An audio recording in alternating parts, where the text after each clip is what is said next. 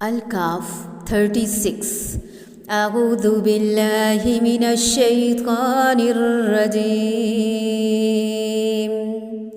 وما اظن الساعة قائمة ولئن رددت إلى ربي لأجدن خيرا منها منقلبا۔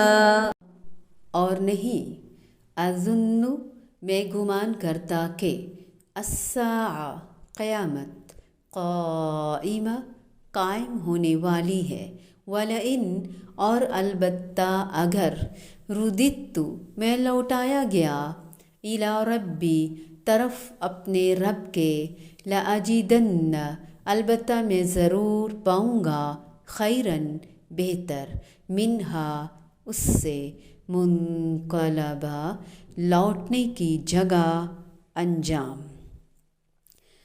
اور نہ میں قیامت کو قائم ہونے والی خیال کرتا ہوں، اور اگر بالفرض میں اپنے رب کی طرف لوٹایا بھی گیا تو یقیناً میں اس لوٹنے کی جگہ اس سے بھی زیادہ بہتر پاؤں گا۔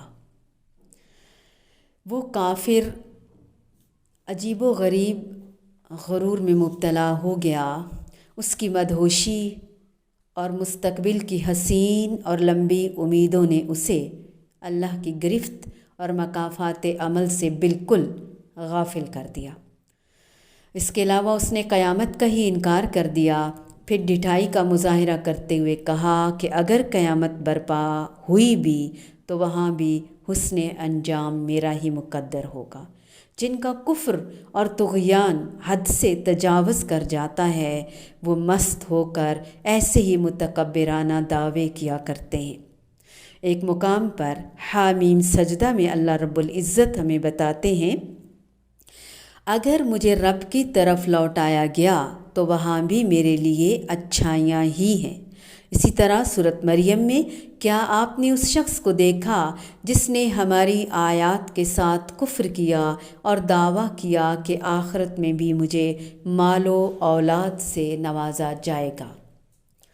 اپنی جان پر ظلم کرنے والا اس نے 3 باتیں کیں جس کی وجہ سے وہ ظالم ہوا اور اپنے پہ ہی ظلم کر بیٹھا۔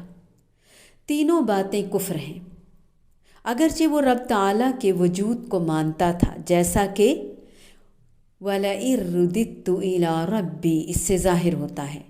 پہلی بات جو اس نے کہی، کفر کیا، ظلم کیا، پہلی بات یہ تھی کہ میں نہیں سمجھتا کہ یہ باغ کبھی برباد ہوگا۔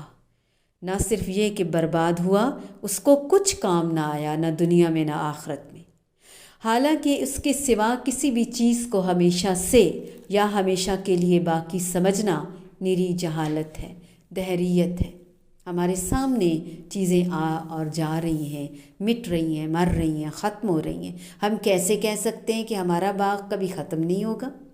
اور اللہ تعالیٰ کے اختیار اور ارادے کا یہ انکار ہے۔ وہ جب چاہے کسی بھی چیز کو کن کہہ کر فنا کر سکتا ہے اور کرتا بھی ہے۔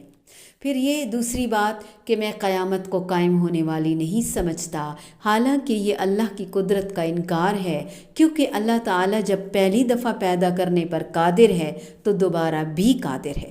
تیسری بات یہ کہ اگر بالفرض میں اپنے رب کی طرف دوبارہ لے جایا بھی گیا تو مجھے یہاں سے بہتر جگہ ملے گی، کیونکہ یہ میرا حق ہے۔ یہ غلط سوچ ہے، یہ اعمال کی جزا اور سزا سے اور اللہ تعالیٰ کی حکمت اور عدل سے انکار ہے، اور یہ تینوں باتیں کفر ہیں۔